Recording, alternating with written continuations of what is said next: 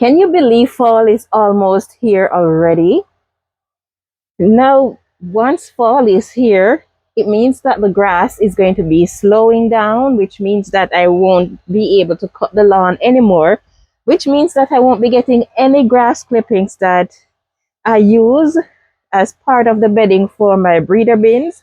And so what I do is, over the course of the summer when I'm cutting the lawn, I compost the grass for 6 weeks, and then I sterilize it, spread it out, allow it to dry out as much as possible, and then I use it to mix with other materials to make the bedding that I use to start my breeder bin, and that is what we're going to be doing in today's video.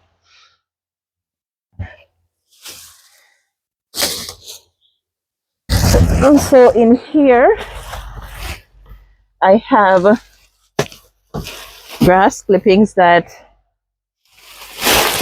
I sterilized after composting it for 6 weeks.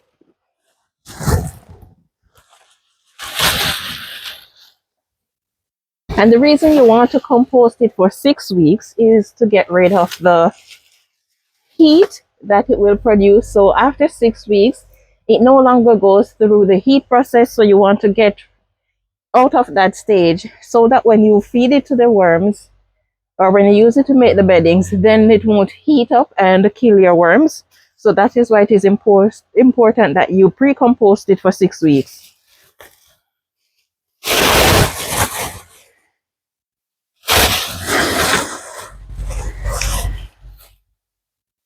Now I was hoping that the grass clippings would be dry.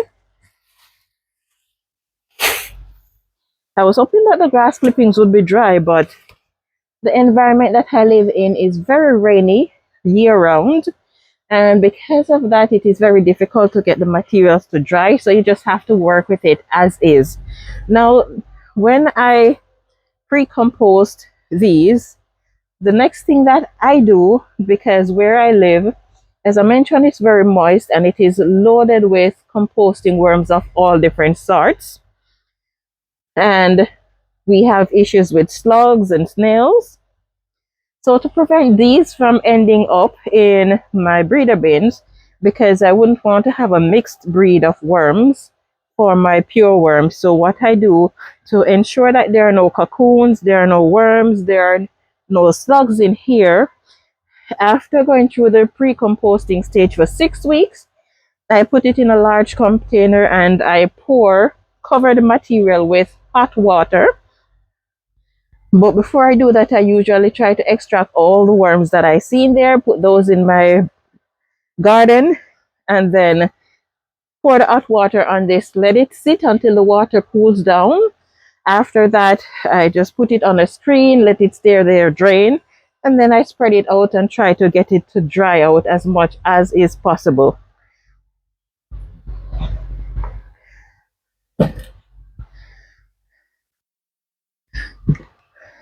So I'm trying to create a balance here between the worm bins. Now I have a lot more of these outside, and I could always just do these and put them in a container and use the other material, which is shredded cardboard. So I use the grass clippings with the shredded cardboard for my breeder bins. Now I could always just put these in a container by themselves and allow the grass clippings to stay in the bags. And then when I'm ready for it, I mix it. But because it is wet, and as I mentioned, we are in a damp environment, we are prone to a lot of mold. So the idea is to try to dry it out as quickly as possible. So that is why I'm going to be mixing it from now with the cardboard so that the cardboard can absorb the moisture and it can dry out a little bit faster, because this is going to be stored until I'm ready for it in the winter.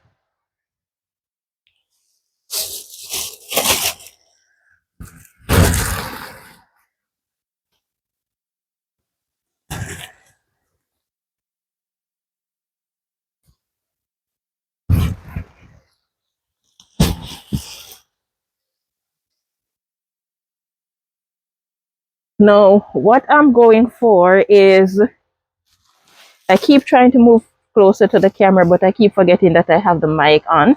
And you might notice that I have on a face mask because cardboard is very dusty and I'm asthmatic. So I don't want to end up sick tonight.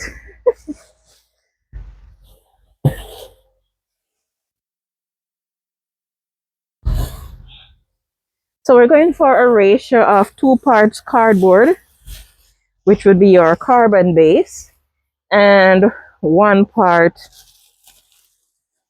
grass clippings.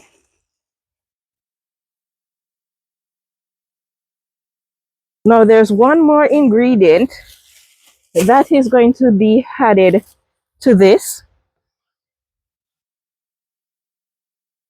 and that is the worm chow that the worms are going to be fed.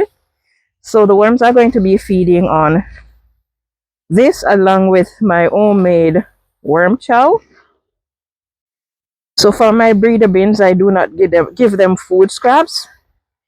And the reason is these bins do not have a cover, and I do not want to be breeding fruit flies in here.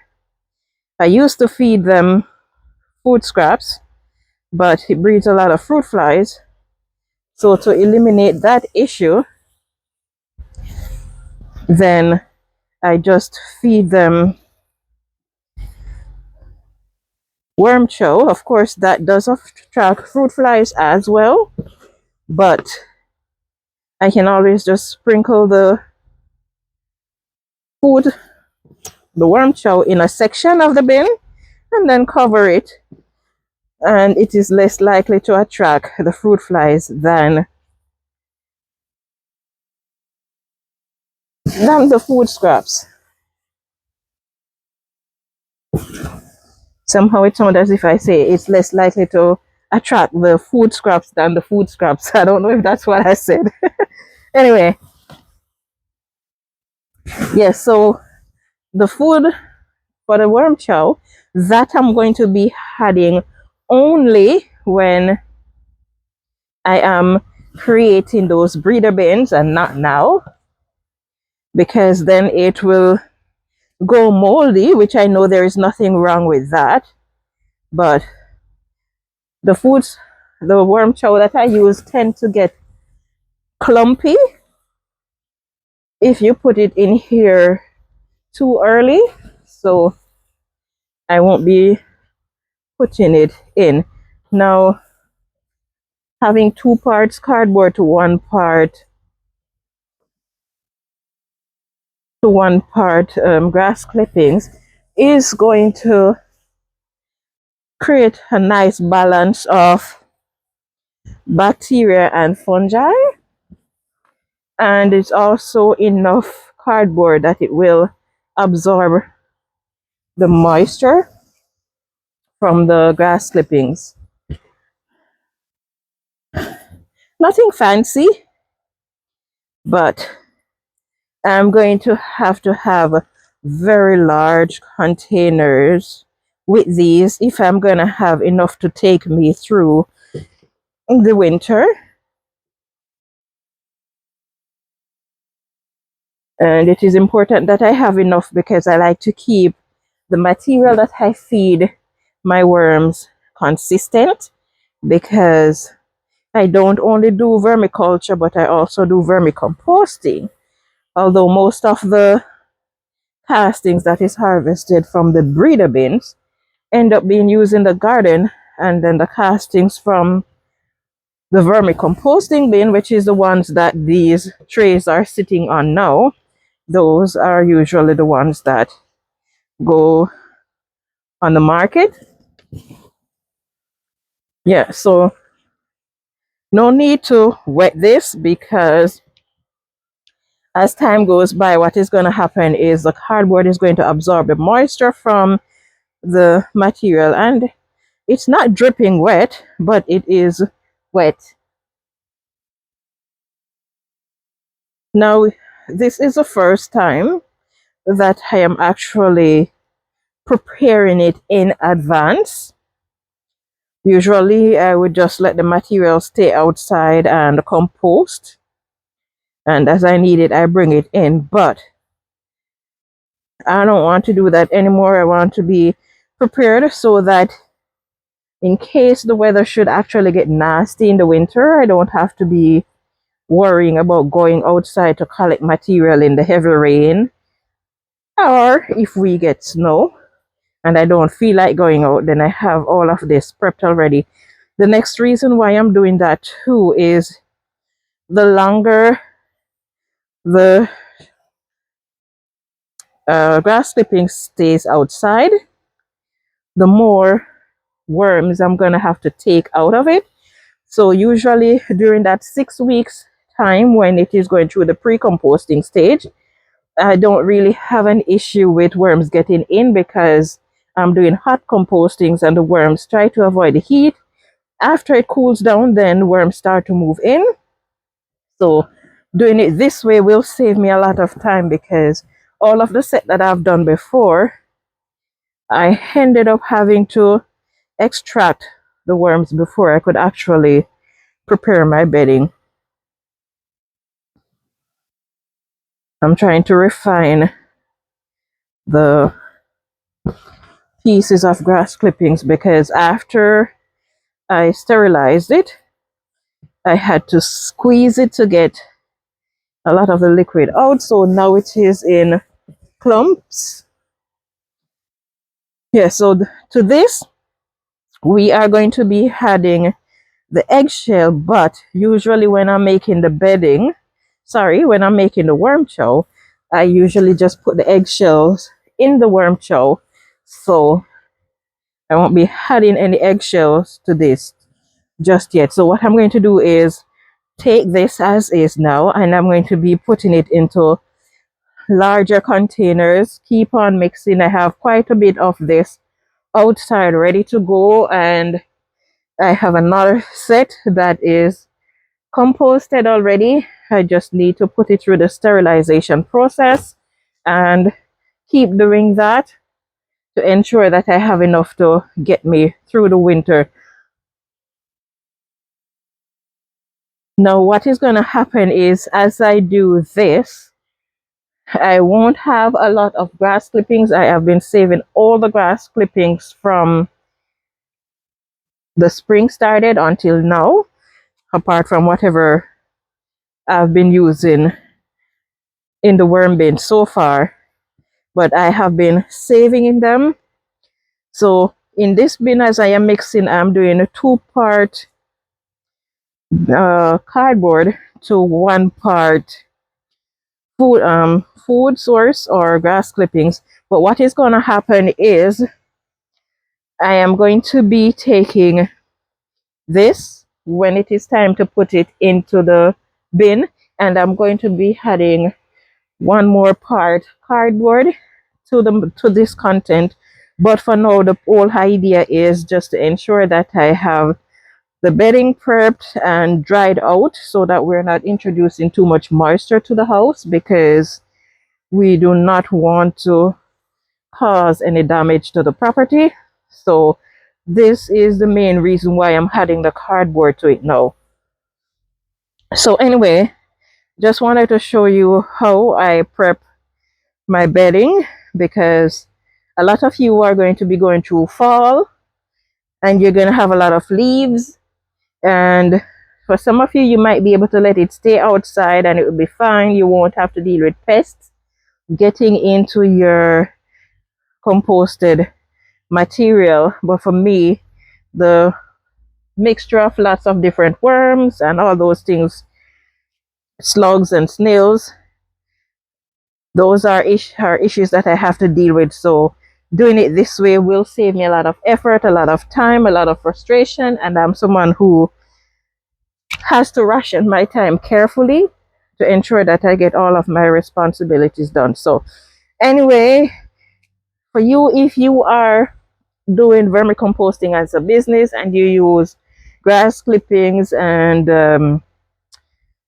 dried leaves as part of your bedding, then if you sell pure worms, it is important that you find a way to ensure that you do not get other species of worms into your material, because then you're going to end up with customers who want pure worms complaining, and you can't have that because that will give you a bad reputation and it can affect your business.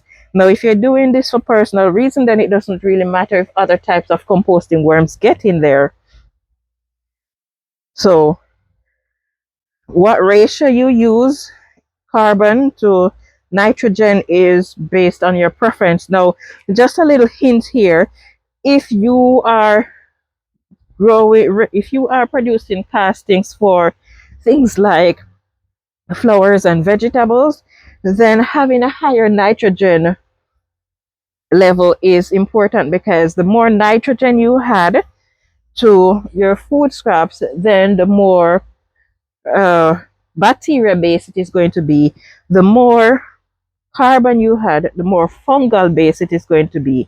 So when it comes to things like fruit, vegetables, and flowers, then they prefer bacterial based castings. When it comes to trees and shrubs, then they prefer more fungal based castings. Now you can strike the balance between those, which is what you would pretty much get if you do like a 2-to-1 ratio, 2 carbon, 1 nitrogen.